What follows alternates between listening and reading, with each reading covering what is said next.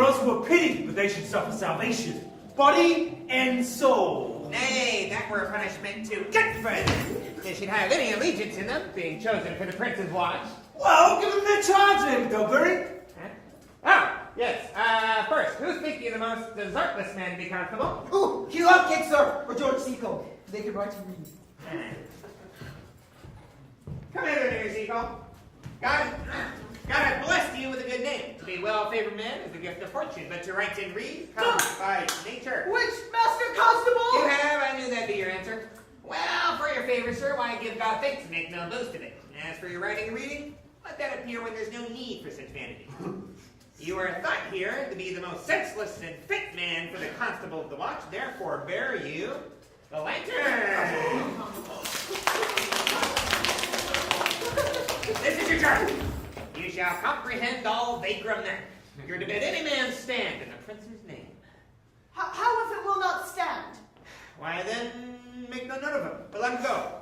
And presently call the rest of the watch together, and thank God you're rid of a knave. If he will not stand where he is bidden, he is none of the prince's subjects. True. And never meddle with none but the prince's subjects. You shall also make no noise in the streets, for the watch to babble and to talk is most tolerable, and not to be endured. We will rather sleep than talk. We know what belongs to a watch. Why, you speak like an ancient and most quiet watchman, for I cannot see how sleeping should offend. Only have a care that your bills be not stolen. Well, you were to call at all the alehouses and bid those that are drunk, get them to bed. How if they will not? Why then, let them alone until they are sober. If they make you then not the better answer, you may say they are not the men you took them for. Well, sir. If you meet a thief, you may suspect him, by virtue of your office, to be no true man.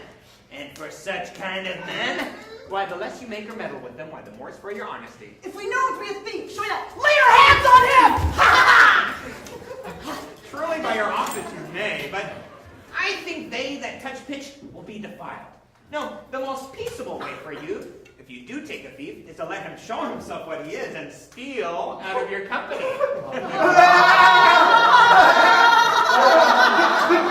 You have always been called a merciful man, partner. Truly, I would not hang a dog by my will, much more any man who hath any honesty in him.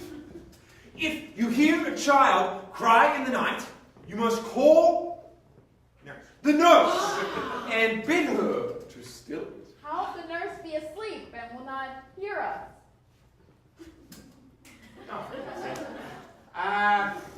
Why then, depart in peace, and let the child wake her with crying.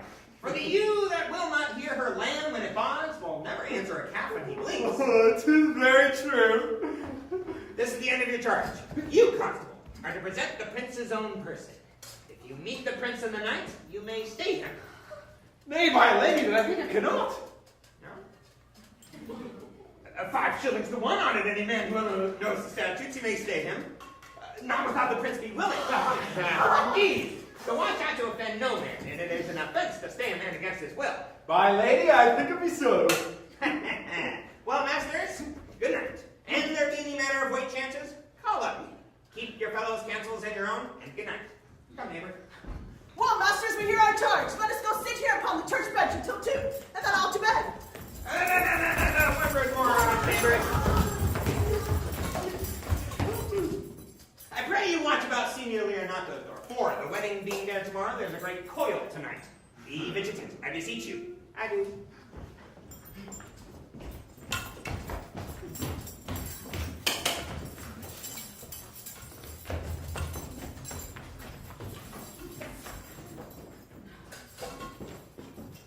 What? Conrad? Be stir not! Conrad, I say.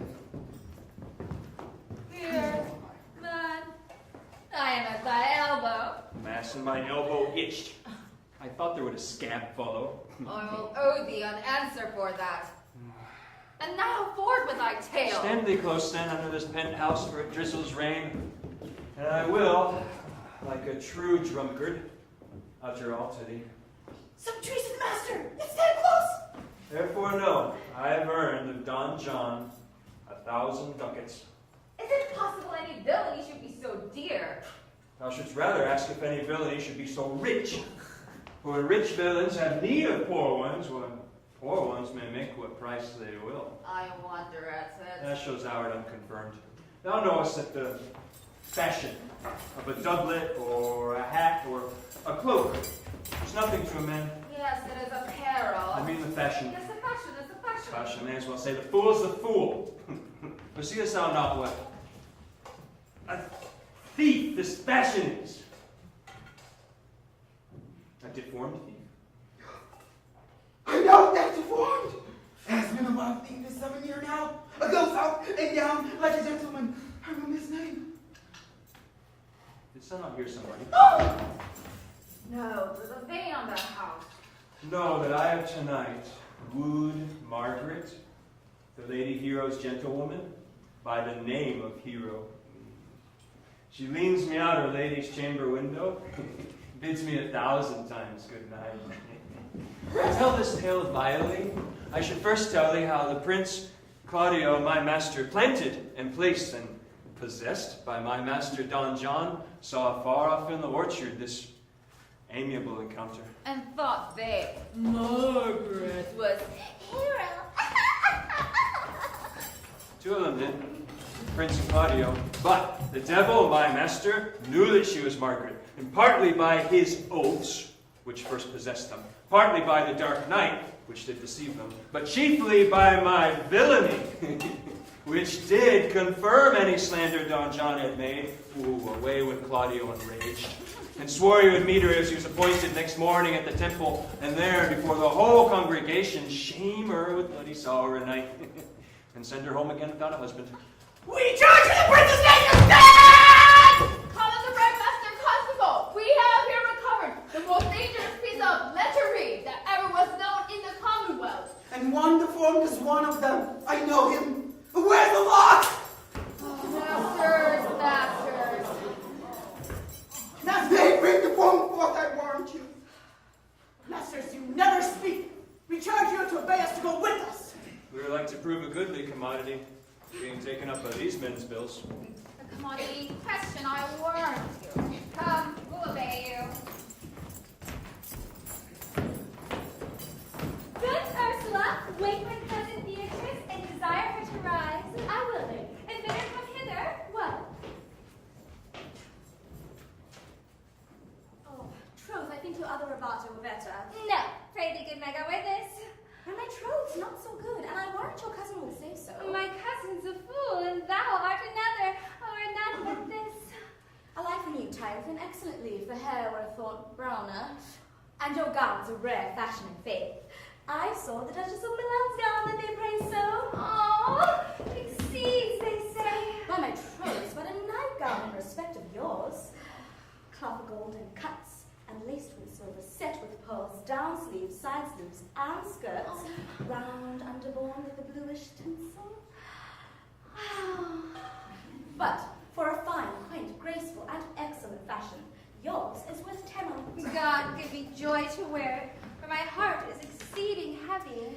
'Twill be heavier soon by the weight of a man. Oh, fine upon thee! Art not ashamed? Of what, lady? Of speaking honorably? Is not marriage honorable in a beggar? Is not your lord honorable without marriage? I think you would have me say, saving your reverence, a husband. And bad thinking do not rest true speaking. I'll offend nobody. Is there any harm in the heavier for a husband? None, I think. And it be the right husband and the right wife. Otherwise, 'tis light and not heavy. Ask my lady Beatrice else.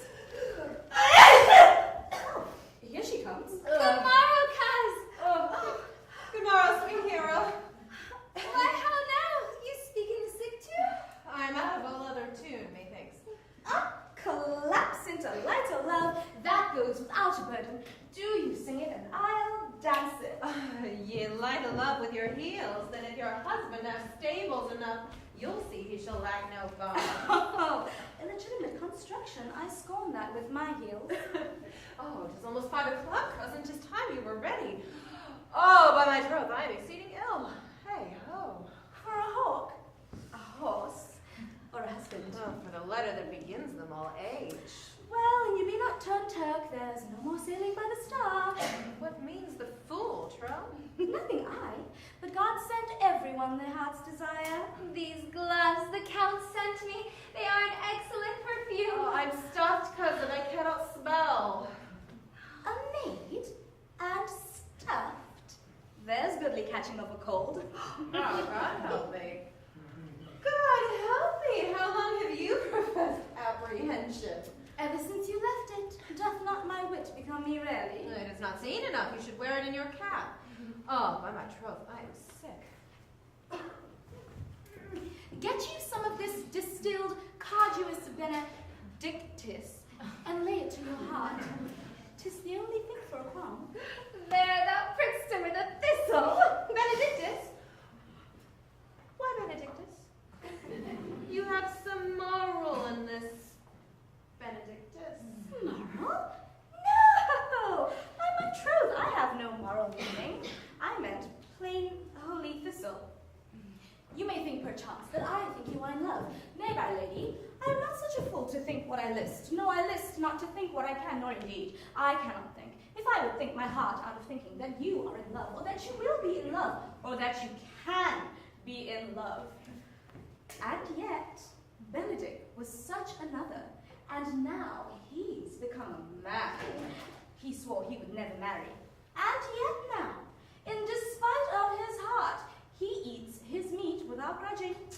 And how you may be converted, I know not. But methinks you look with your eyes, as other women do. What pace is this that thy tongue keeps? Not a false gallop. Man, withdraw. The prince, the count, Signor Benedict, Don John, and all the gallants of the town are come to fetch you to church. Oh, how to dress me! Good cause, good May, good Ursula! Friends, Romans, countrymen, lend me your... No, that is consent. We gather this day the Lord's...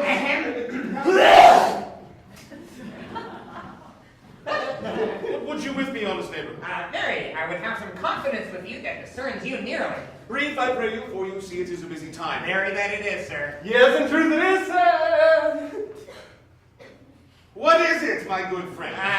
Goodman Burgess, sir, speaks a bit off matter. An old man, sir, and his wits are not in blunt as God help, I would desire the word. But in faith, as honest as the skin between his brows. Yes, I thank God I'm as honest as any man living. That is an old man, and no honester than I. Comparisons are odorous. Palabrous, neighbor Burgess. Neighbors, you are tedious. It pleases your worship to say so, but we are the poor Duke's officers. But truly, for my own part, if I were as tedious as a king, I would find it in my heart to bestow it all in your worship. All my tediousness on me, huh?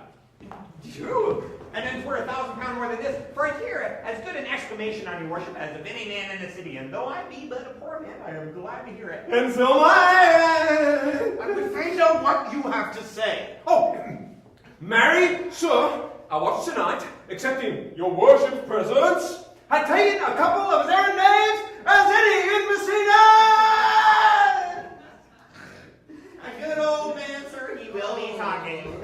As they say, when the age is in, the wit is out. God help us, it is a world to see. Well said, a faith neighbor Burgess. Well, God's a good man, and two men ride of a horse, one must ride behind. But an honest soul of faith, but my trophy is, it never broke bread. But God is to be worshipped, all men are not alike. I'll ask a neighbor. Indeed, neighbor, he comes too short of you. Gifts that God gives. Well, I must leave you. Oh, one word, sir. Our watch, sir, have indeed comprehended two aspicious persons. And we would have them this morning examined before your worship. Take their examination yourself and bring it me. I am now in great haste, as it may appear unto you. It shall be so. Have some wine or you go free. Lord, it's made for you to give your daughter her husband. I will wait upon them, my lady. Go, get neighbor, go. Get you to Francis Seagull. Bid him bring his pen and inkhorn to meet us at the jail. We are now to examination these men. And we must do it wisely! We shall spare for no wit, I warrant you. Only get the learned writer to set down our excommunication and meet me at the jail. Yeah, okay.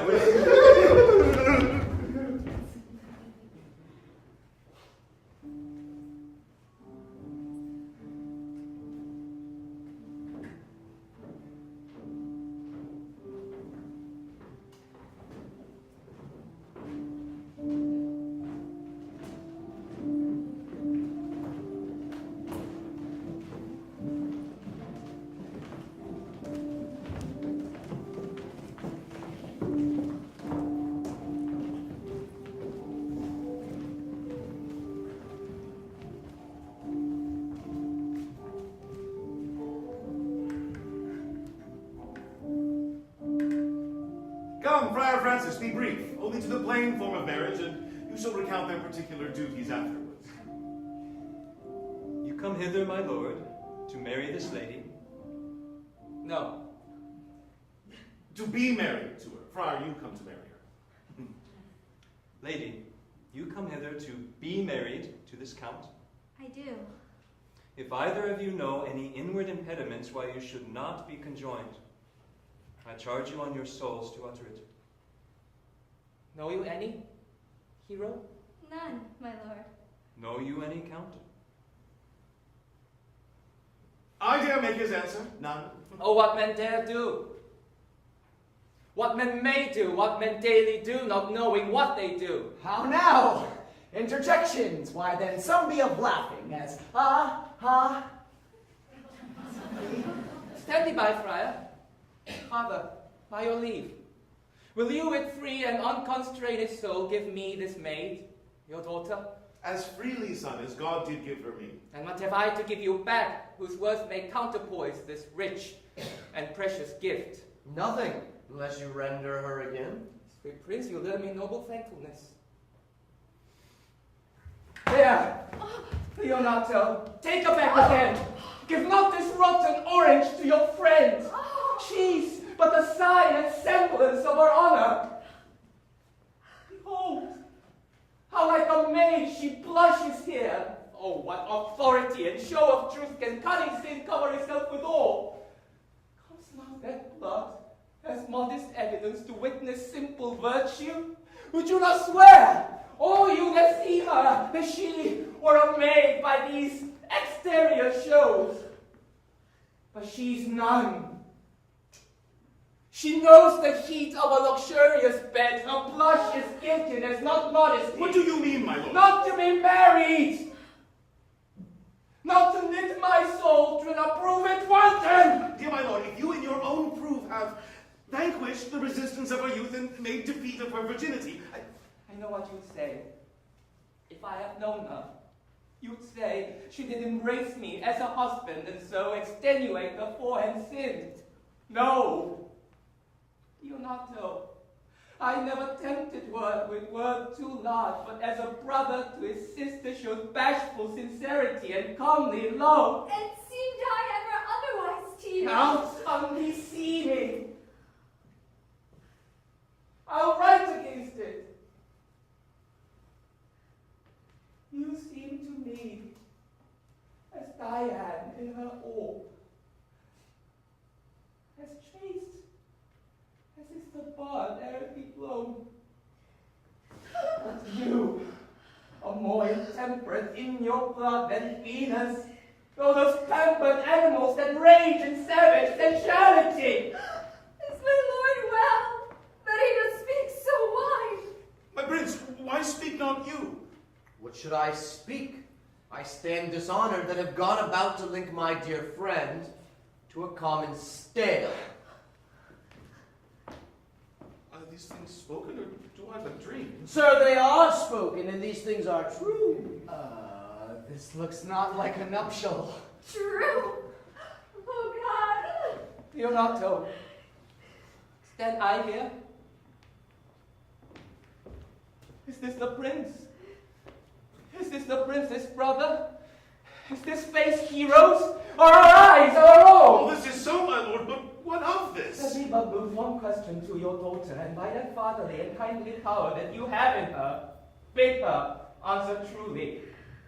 I charge thee, do so, as thou art my child. Oh God, defend me. How I am beset.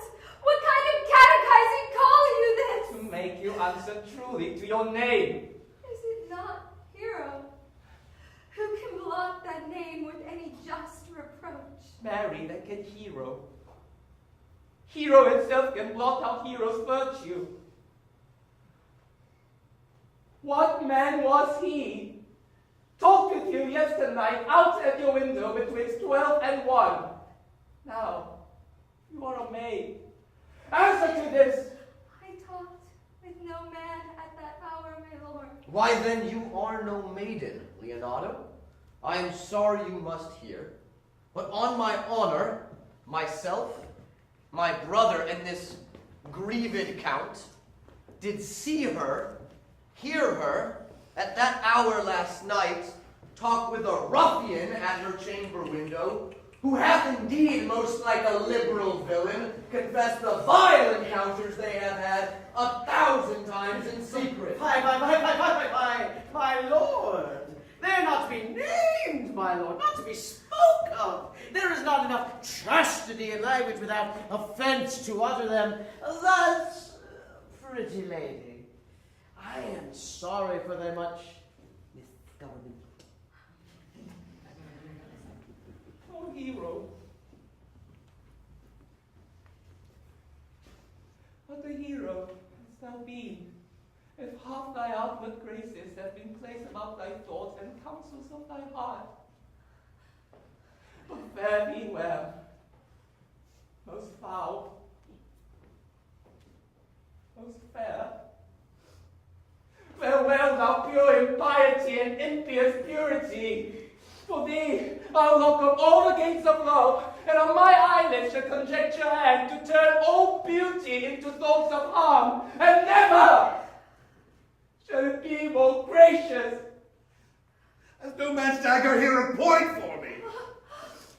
Cousin, where was he you down? Come, let us go. These things come thus to like smother her spirits up. How got the lady? Dead, I think. Help, Uncle. Hero, Uncle. Senior Benedict Friar. Fate, take not away thy heavy hand. Death is the fairest cover for her shame that may be wished for. How now, cousin Hero? I have come for it, lady. Dost thou look up? Yea. Wherefore should she not? Wherefore? Why doth not every earthly thing cry shame upon her?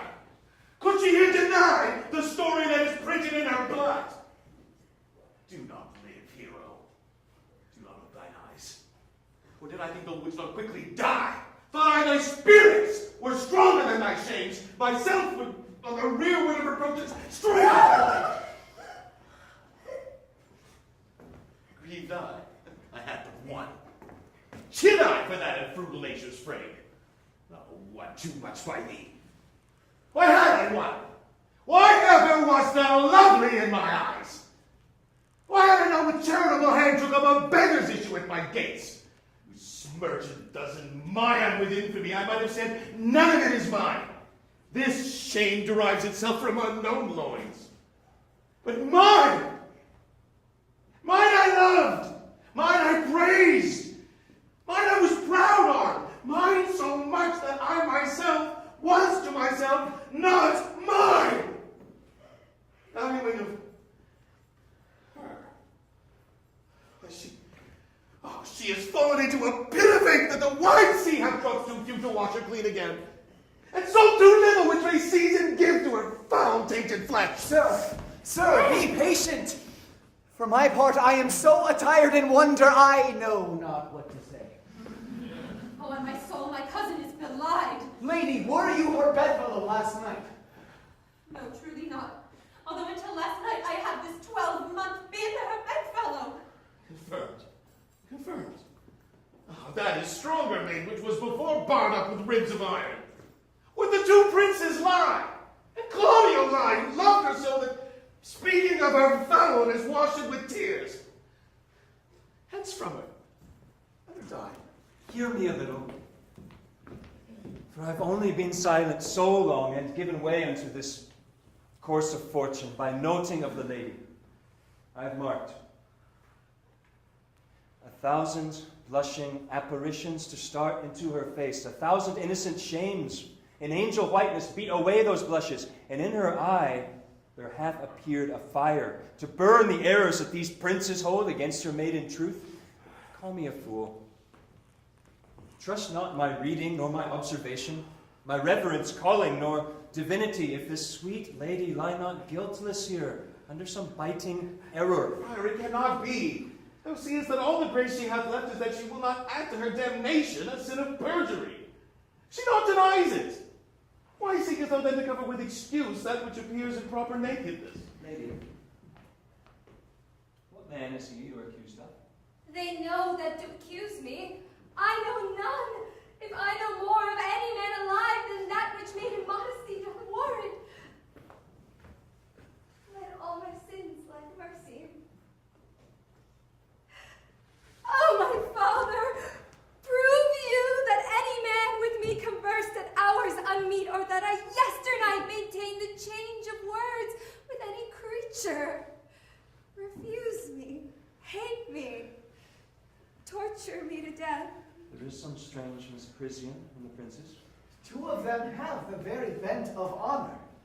And if their wisdoms be misled in this, the practice of it lives in John the Bastard, whose spirits toil in frame of villains. I know not. If they speak with truth of her, these hands should tear her. If they wrong her honor, the proudest of them shall well hear of it. Time hath not yet so dried up this blood of mine, nor age so ate up my invention, nor fortune made such havoc of my means, nor my bad life reft me so much of friends. Ye shall find, await in such a kind, both strength of limb and policy of mind, ability and means, and choice of friends to quit me and then through it. Pause a while, and let my counsel sway you in this case. Your daughter here, the princess left for dead. Let her a while be secretly kept in, and publish it that she is dead indeed. Maintain a mourning ostentation, and on your family's old monument hang mournful epitaphs, and do all rites that appertain unto a burial. What will become of this? What will this do? Mary, this well carried, shall on her behalf change slander to remorse. That is some good. But not for that dream I on this strange course, but on this travail look for greater birth. She dying, as it must be so maintained upon the instant that she was accused, shall be lamented, pitied, and excused of every hearer. So will it fare with Claudio. When he shall hear she died upon his words, the idea of her life shall sweetly creep into his study of imagination, and every lovely organ of her life shall come apparelled in more precious habit, more moving, delicate, and full of life into the eye and prospect of his soul than when she lived indeed. Then shall he mourn, if ever love had interest in his liver, and wish he had not so accused her. No, though he thought his accusation true. Let this be so, and doubt not but success shall fashion the event in better shape than I can lay it down in likelihood. And if it sort not well, you may conceal her, as best befits her wounded reputation, in some reclusive and religious life, out of all eyes, tongues, minds, and injuries. Signor Leonardo, let the friar advise you, and though you know my inwardness and love is very much unto the prince and Claudio, yet by mine honor will I deal in this as secretly and justly as your soul should with your body. Being that I flow in grief, as small as twine may leave me. 'Tis well consented. Presently away.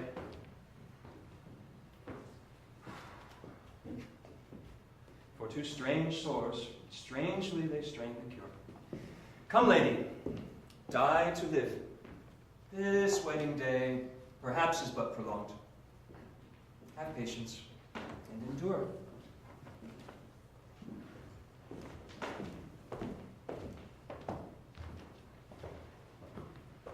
Lady Beatrice, have you wept all this while?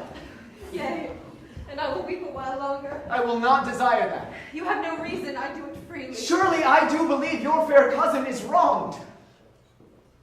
How much might the man deserve of me that would right her? Is there any way to show such friendship? A very even way, but no such friend. May a man do it? It is a man's office, but not yours.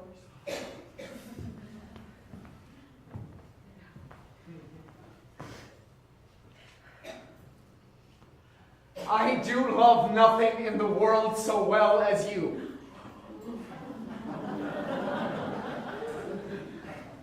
Is not that strange?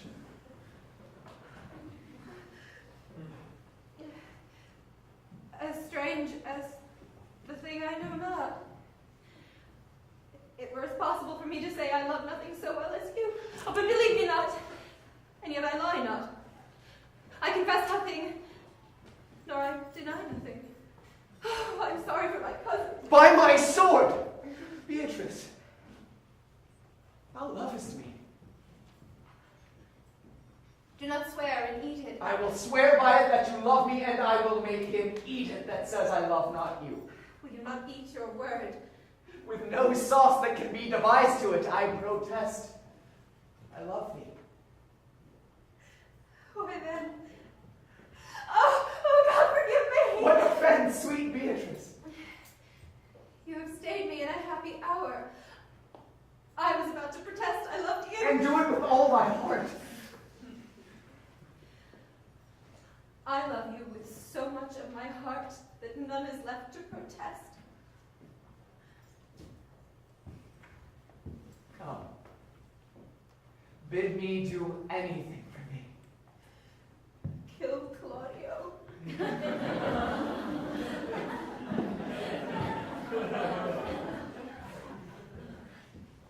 Not for the wide world.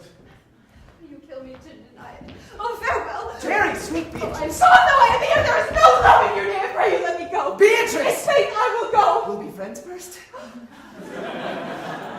You dare easier be friends with me than fight with mine enemy. Is Claudio thine enemy? Oh, is he not approved in the height of villain that have slandered, scorned, dishonored my kinswoman? Oh, that I were a man.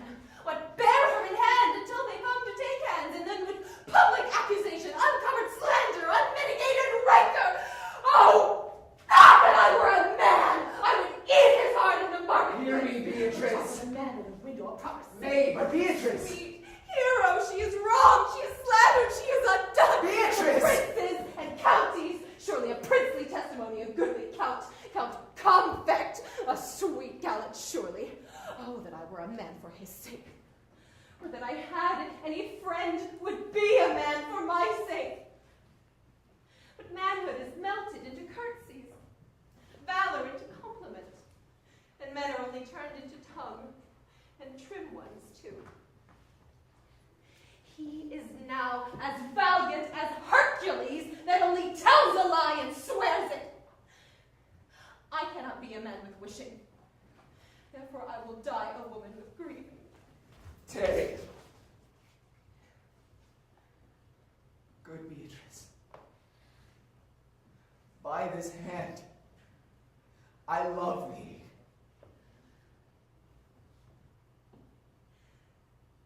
Use it for my love, some other way than swearing by it. Think you in your soul the Count Claudio hath wronged hero? Yea, as sure as I have a thought or a soul. Enough. I am engaged. I will challenge him. I will kiss your hand.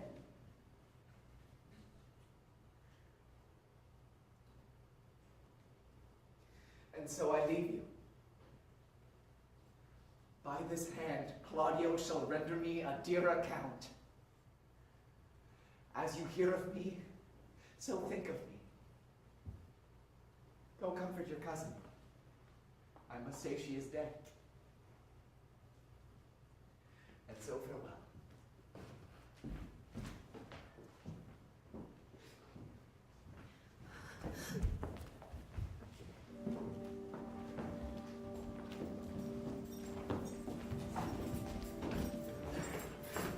Is our whole assembly appeared?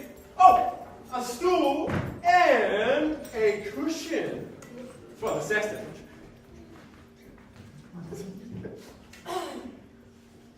Which be the malefactors? Oh, Mary, that am I, and my partner. Nay, that's certain. We have the exhibition to examine. Which are the offenders that are to be examined? Let them come before Master Constable. Yay, Mary, let them come before me. What is your name, friend? Horatio. Write down fellatio. Yours, Sarah? I am a lady, sir, and my name is Conrad. Pray write down, Madam Lady Kumquat. Masters, do you serve God? Yes, sir. We hope. Write down, they hope they serve God. But write God first. For God defend, but God should go before such villains. Gentles, It has been proved already that you're a little better than false names, and we'll go near to that so shortly. How do you answer you for yourselves? Marry, sir, we say we are none. Ooh, a marvelous witty lady, I assure you, but I will go about with her. Come you hither, Sirrah, a word in your ear. Sir, I say to you, it is thought that you are false names. Sir, I say to you, we are none.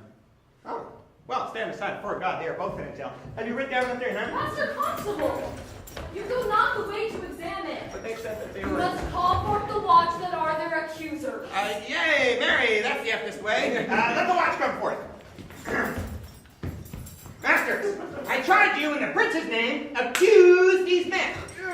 This man said, sir, the Don John, the prince's brother, was a villain! Write down Prince John Villain. Why, that is flat perjury to call a prince's brother villain. Master Constable. Pray thee, fellow peace, I do not like that look, I promise thee. What heard you him say else? Mary, that he had received 1,000 ducats for accusing the lady hero wrongfully.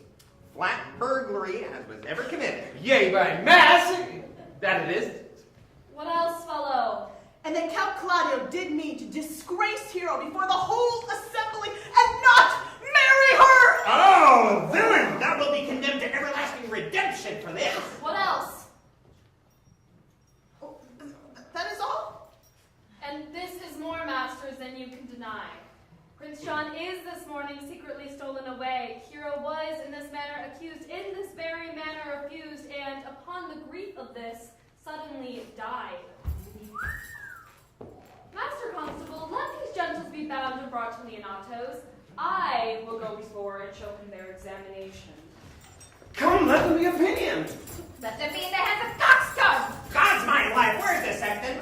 Let him write down Prince's officer coxcomb. Come, find them, thou naughty varlet. Away! You are an ass! You are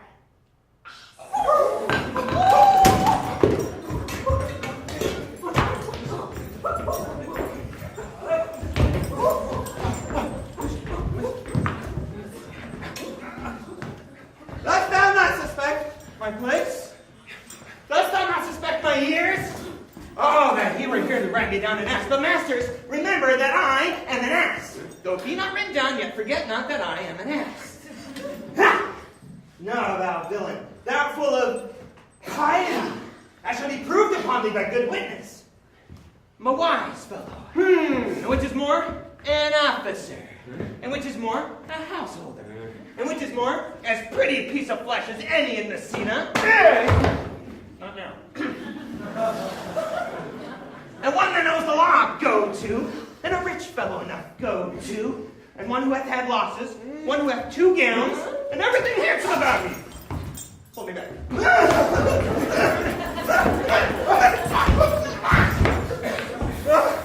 Bring them away. Oh, that I've been writ down an ass.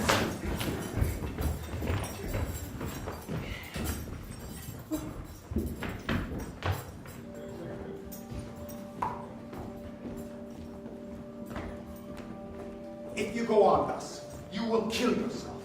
And 'tis not wisdom thus to second grief against yourself. I pray thee cease thy counsel, which falls into my ears as profitless as water in a sieve. Give not me counsel, nor let no comforter delight mine ear, but such a one whose wrongs do suit with mine. Bring me a father who so loved his child, whose joy of her is overwhelmed like mine, and bid him speak of patience.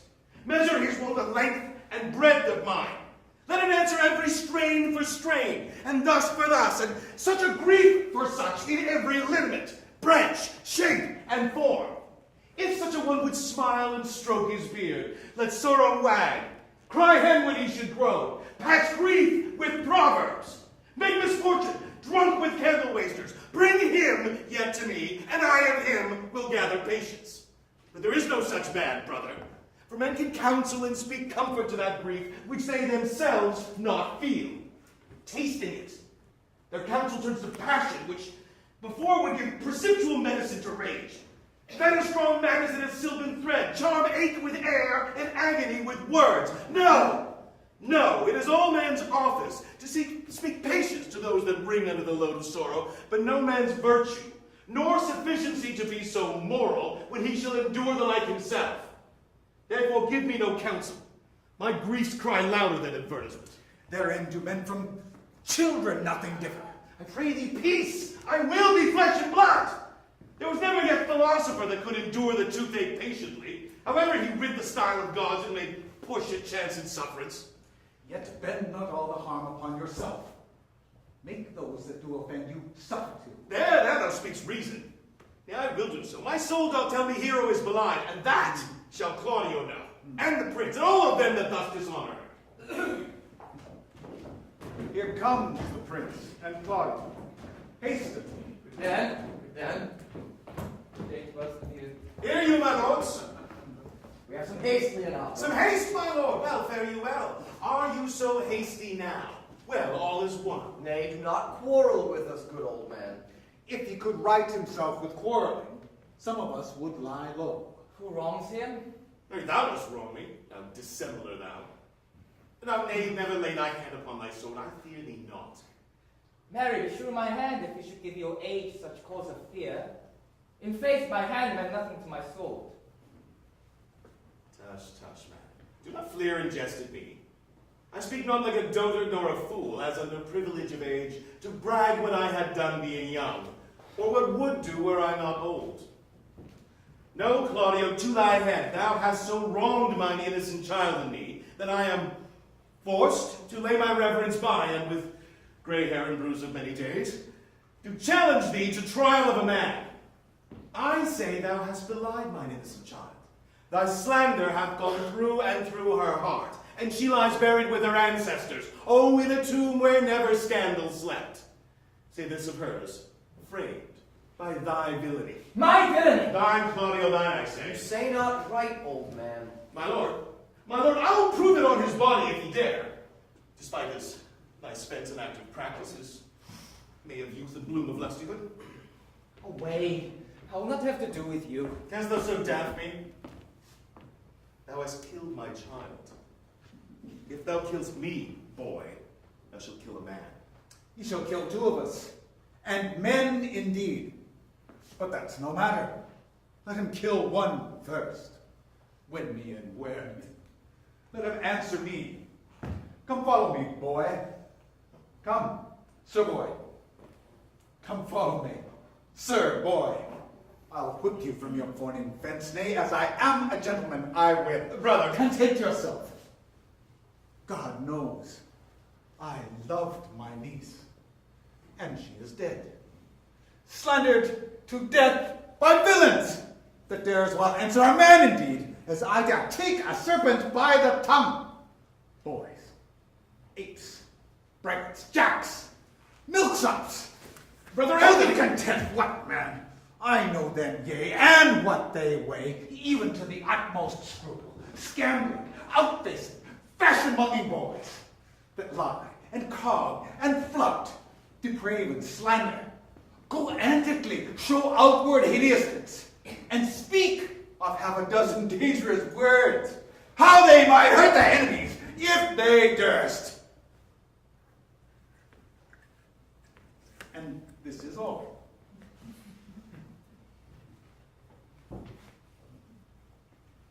But brother Anthony! Come, 'tis no matter. Do not you meddle. Let me deal in this. Gentlemen both, we will not wait your patience. My heart is sorry for your daughter's death, but on my honor, she was charged with nothing but what was true and very full of proof. My lord! My lord! I will not hear you. No. Come, away, brother. I will be heard. And shall, or some of us will smart for it.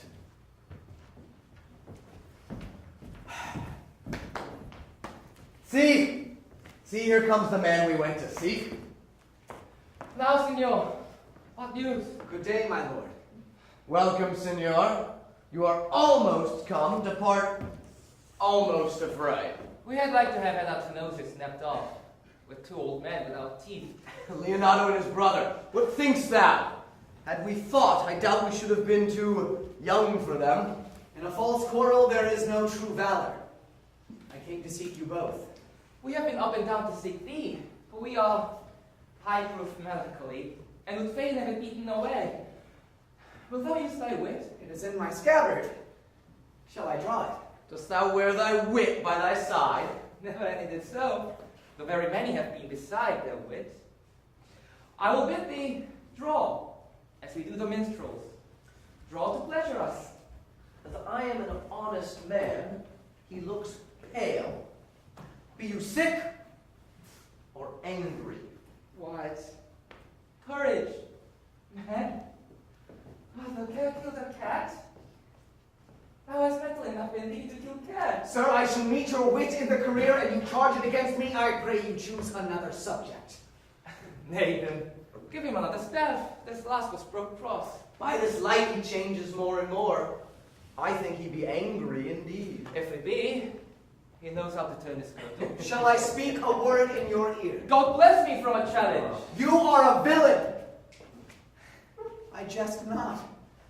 I will make it good how you dare, with what you dare, and when you dare. Do me right, or I will protest your cowardice. You have killed a sweet lady, and her death shall lie heavy on you. Let me hear from you. Well, I'll meet you, so I may have good cheer. What? A feast? A feast? In faith, I thank him. For he has bid me to a calf's head and a capon, the which, if I do not carve most curiously, say my knife's not. Shall I not find a woodcock too? Sir, your wit ambles well, it goes easily. I'll tell thee how Beatrice praised thy wit the other day. I said thou hadst a fine wit. True, said she, a fine little one. Nay, said I, a great wit. Right, said she, a great gross one. Nay, said I, a good wit. Just, said she, it hurts no one. Nay, said I, the gentleman is wise. Certain, said she, a wise gentleman. Nay, said I, he hath the tongues. That I believe, said she, for he swore a thing to me on Monday night, which he forswore Tuesday morning. There's a double tongue. There's 2 tongues. Thus did she an hour together transhape thy particular virtues, yet at last she concluded, with a sigh, thou wast the properest man in Italy. For the which she wept most heartily, and said she cared not. Yea, that she did, but yet for all that. And if she did not hate him deadly, she would love him dearly. The old man's daughter told us all. All. And moreover, God saw him when he was hid in the garden. So, when shall we see the savage bull's horns on the sensible Benedict's head? Yea, and the text underneath, here dwells Benedict the married man. Fare you well! Boy! You know my mind. I will leave you now to your gossip-like humor. You break jests, as braggarts do their blades, which God be thanked hurt not. My lord, for your many courtesies, I thank you. I must discontinue your company. Your brother, the bastard, has fled from Messina. You have among you killed a sweet and innocent lady. And for my lord Blackbeard there, he and I shall meet. Until then, peace be with him. He is in earnest. In most profound earnest. And I warrant you, for the love of Beatrice, and hath challenged thee. Most sincerely. Oh, what a funny thing man is when he goes in his doublet and hose and leaves off his wit. He's then a giant to an ape. But then is an ape adopted to such a man. But soft you, let me be. Pluck up my heart and be sad. Did he not say my brother was fled? Come in, sir. If justice can continue, she shall ne'er win more reasons in her bounds. Nay, and you be a cursing hypocrite once, you must be looked to. Oh, now, 2 of my brother's men found, Borachio 1. Hearken up to the offense, my lord. Officers, committed? Marry, sir, they have committed false report. Moreover, they have spoken untruth. Secondarily, they are slanderers. Sixth and lastly, they have belied a lady. Thirdly, they have verified unjust things, and to conclude, they're lying maids. First, I ask thee what they have done. Thirdly, I ask thee what's their offense. Sixth and lastly, why they are committed. And to conclude what you lay to their charge. Rightly reasoned, and in his own division. And by my troth, there's one meaning well suited. Well, masters, who have you offended that you are thus bound to your answer? This learned constable is too cunning to be understood. What's your offense? Sweet prince, let me go no farther to my answer. Do you hear me? Let this count kill me. I have deceived even your very eyes, where your wisdoms could not discover. These shallow fools have brought to light, who in the night overheard me confessing to this lady how Don John, your brother, incensed me to slander the lady Hero. How you were brought into the orchard and saw me court Margaret in Hero's garments. How you disgraced her when you should marry her. My villainy they have upon record, which I had rather seal with my death than repeat over to my shame. The lady is dead, upon mine and my master's false accusation. And briefly, I desire nothing but the reward of a villain. Runs not this speech like iron through your blood? I have drunk poison, whilst the uttered it. But did my brother set thee on this? Yea, and paid me richly for the practice of it. He's composed and framed of treachery, and fled he is upon this villainy. Sweet Hero, now thy image doth appear in the rare semblance which I loved at first. Come, bring away the plaintiffs. By this time our sexton hath reformed, see the early knowledge of the matter, and masters, do not forget to specify when time and place shall serve that I am an ass. But here comes Master Signorino, and the sexton too. Which of these is the villain? I would see his eyes, that when I note another man like him, I may avoid him. Which of these is he? If you would know your wronger, look on me. Art thou the slave that with thy breath hast killed my innocent child? Yea, even I alone. Nay, not so, villain, thou beliest thyself. Here stand two of an honorable kind. The third is fled that had a hand in it. I thank you, princes, for my daughter's death, recorded with your high and worthy deeds. 'Twas bravely done, if you bethink you of it. I know not how to pray your patience, yet I must speak. Choose your revenge yourself. Impose me to what penance your invention can lay upon my sin. If sinned I not, but in mistaking. By my soul, nor I. And yet, to satisfy this good old man, I would bend under any heavy weight that he'll enjoin me to. I cannot bid you bid my daughter live again, that were impossible. But I pray you possess the people of Messina here how innocent she died. And if your love can labor aught in sad invention, hang an epitaph upon her tomb. Sing it to her bones. Sing it tonight. Tomorrow morning come you to my house. Since you could not be my son-in-law, be yet my nephew. My brother hath a daughter, almost the copy of my child who's dead. And she alone is heir to both of us. Give her the rights you should have given her cousin, and there dies my revenge. O noble sir, your kindness does bring tears from me. I've embraced your offer, and dispose for henceforth of poor Claudio. Tomorrow morning I will expect your coming. Tonight I'll take my leave. This naughty man shall face to face be brought to Margaret, who I believe was packed in all this wrong, hired to it by your brother. No, by my soul she was not. Nor knew not what she did when she spoke to me, but always hath been just and virtuous in anything I do know by her. Moreover, sir, which indeed is not under what I like. This plaintiff here, the offender, did call me an ass. I ask, I beseech you, let it be remembered in your punishment. Oh, and also, the watch heard them talk of one deformed. Ooh! I I know! They say he wears a key in his ear with a lock hanging by it. And he borrows money in God's name, which he has used for so long and never repaid, and now men grow hard-hearted and will want nothing for God's sake. Pray you examine her on that point. I thank thee for thy care and honest pains. Your worship speaks like a thankful and most reverent youth, and I praise God for you.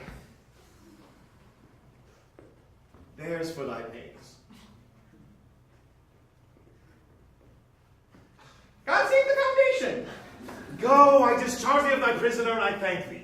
I leave an errant name with your worship, which I beseech your worship to correct yourself for the example of others. God keep your worship. I wish your worship well. God restore you to health. I humbly give you leave to depart, and if a merry meeting may be wished, God prohibit it. Come, neighbor. Until tomorrow morning, lords. Farewell. Farewell, my lords. We look for you tomorrow. We will not fail. Tonight, I'll mourn with Hero. Bring you these fellows on. We will talk with Margaret how her acquaintance grew with this lewd fellow.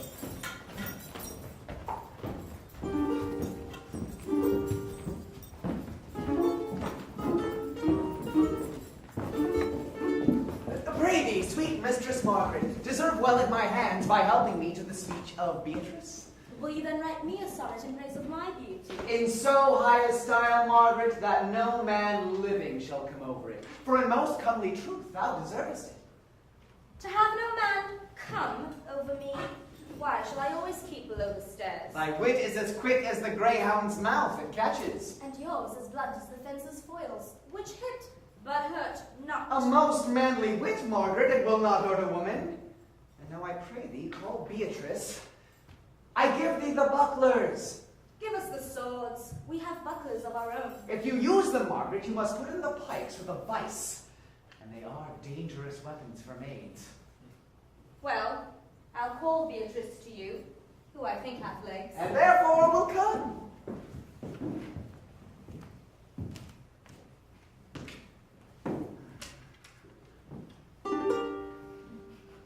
The God of love that sits above and knows me,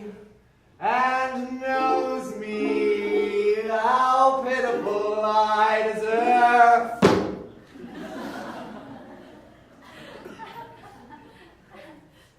I mean in singing, but in loving.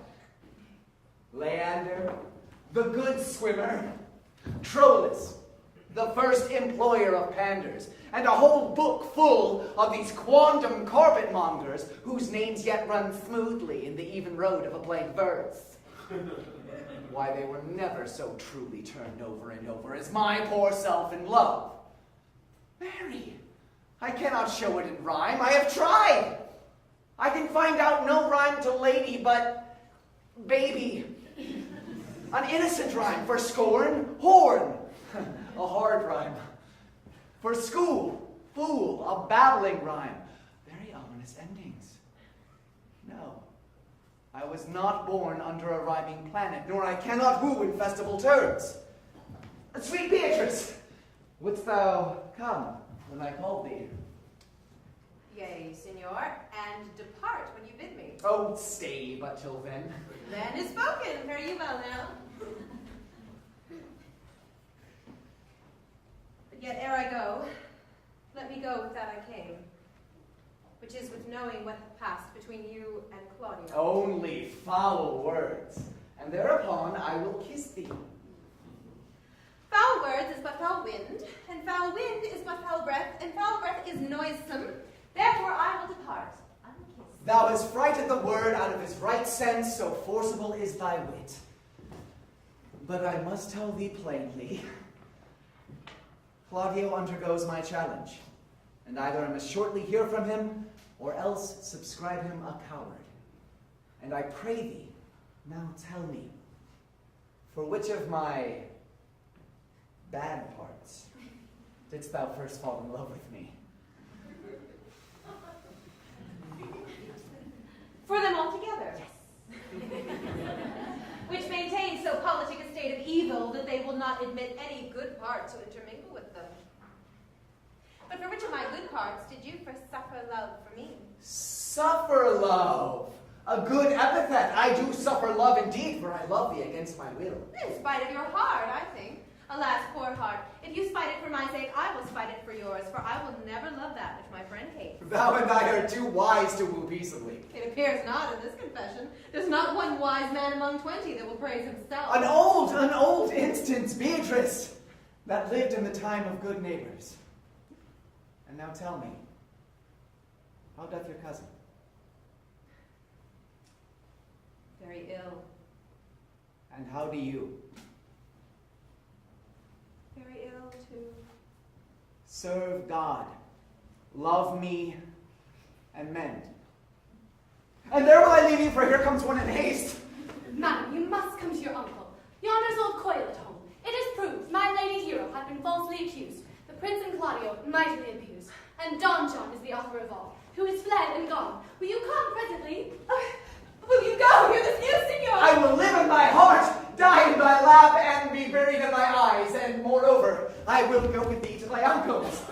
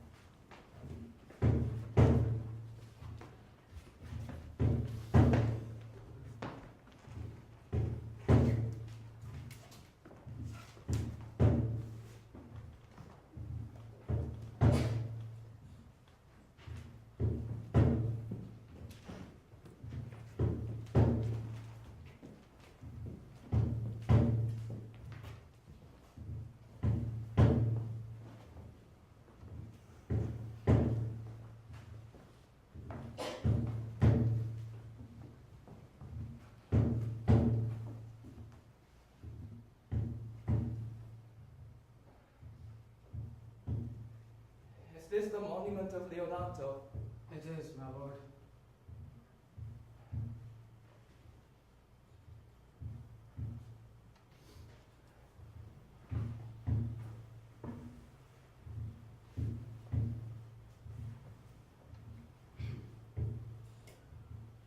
Done to death by slanderous tongues was the hero that here lies. Death in guerdon of her wrongs gives her fame which never dies. So the life that died with shame lives in death with glorious fame. Hang thou there upon the tomb,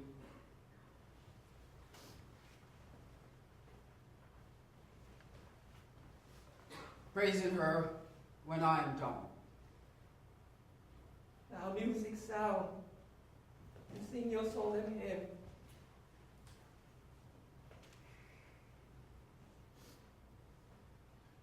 Hardened goddess of the night, those that slew thy virgin night, for the which with songs of woe round about her tomb they go.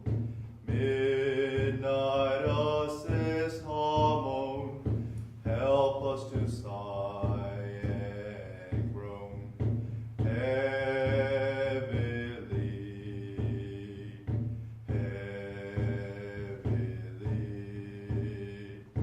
Graves yawn and yield your dead, till death be uttered. Heavily, heavily.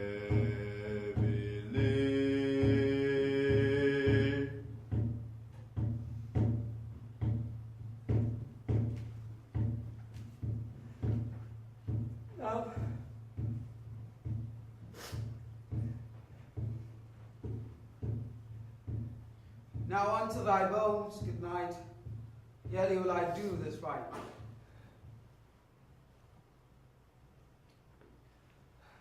Morrow, masters. Put your torches out. The wolves have preyed. And look, the gentle day before the wheel of Phoebus round about dapples the drowsy east with spots of gray. Thanks to you both. Leave us now, very well. Good morrow, masters. G silver away.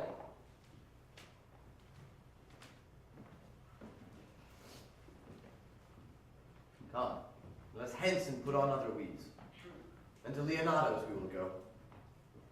And Hymen now with luckier issue speeds, and this for whom we rendered up this woe.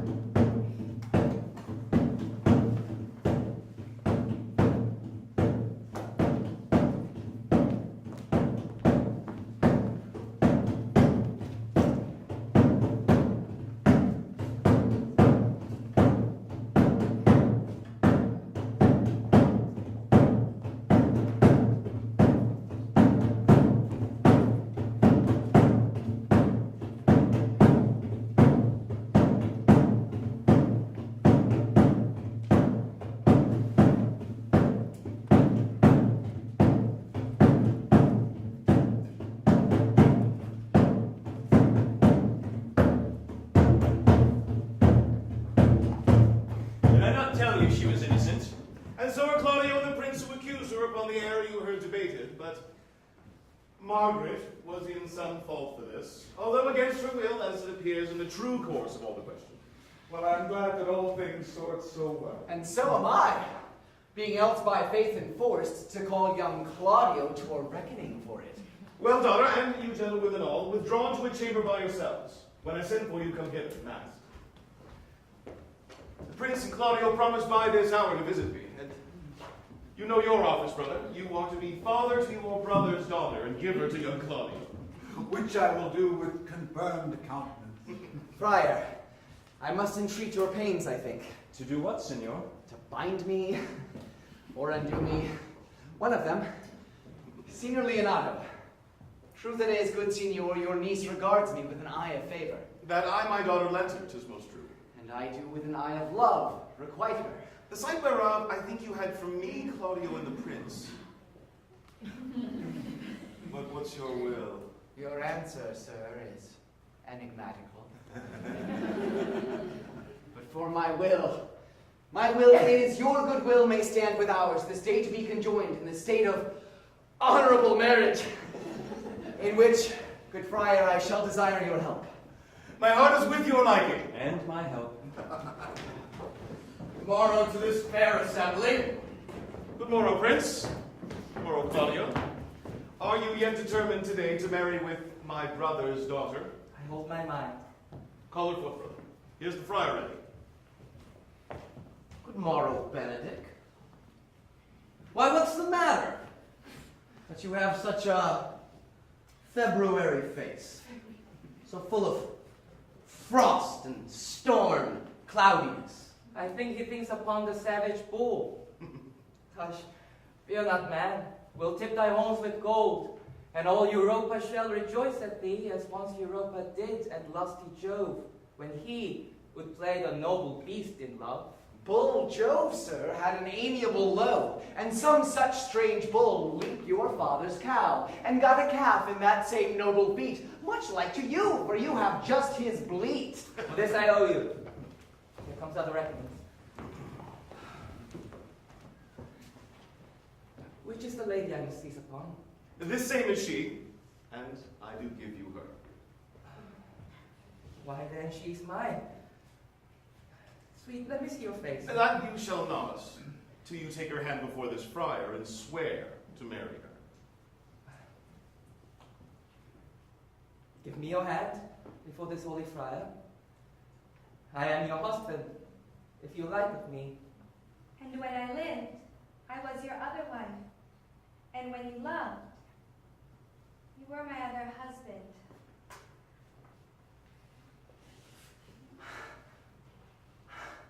Another hero. Nothing certainer. One hero died defiled, but I do live, and surely as I live, I am a maid. The former hero? The hero that is dead? She died, my lord, but whilst her slander lived. All this amazement can I qualify. When after that the holy rites are ended, I'll tell you largely of fair hero's death. Meantime, that wonder seemed familiar. And to the chapel, let us presently. Soft and fair. Friar.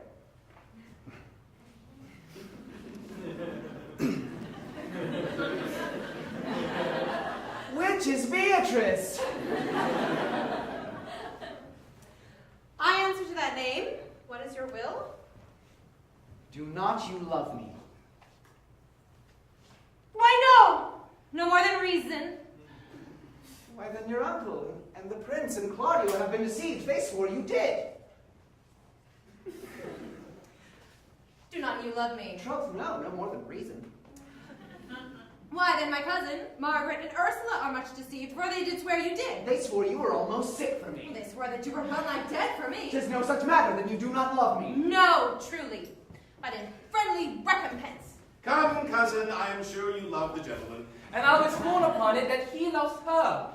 For here's a paper written in his hand, a halting sonnet of his own pure brain, fashioned to Beatrice. And here's another, written in my cousin's hand, stolen from her pocket, containing her affection unto Benedict.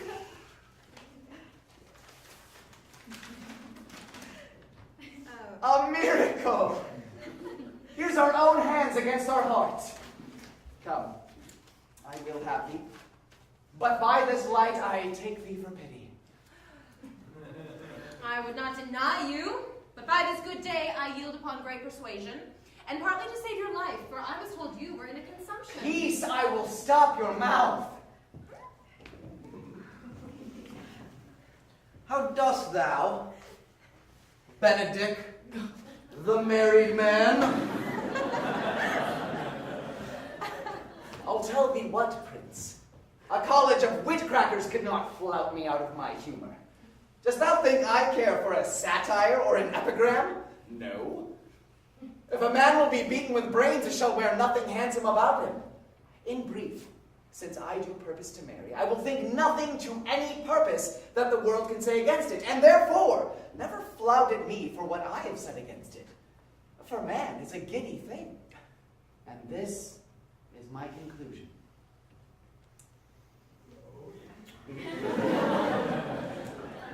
For thy part, Claudio, I did think to have beaten thee. But in that thou art like to be my kinsman, live unbruised, and love my cousin. I had well hoped that thou wouldst have denied Beatrice, that I might have cudgeled thee out of thy single life to make thee a double dealer, which out of question thou wilt be, if my cousin do not look exceeding narrowly to thee. Come, we are friends. Let's have a dance ere we are married, that we may lighten our own hearts and our wives' heels. We'll have dancing afterwards. First! Of my word! Therefore, play music. No. Prince, thou art sad. Get thee a wife. Get thee a wife! There is no staff more reverend than one tipped with horn. My lord, your brother John is taken flight and brought with armed men back to Messina. Think not on him till tomorrow. I'll devise thee brave punishments for him. Strike up, piper.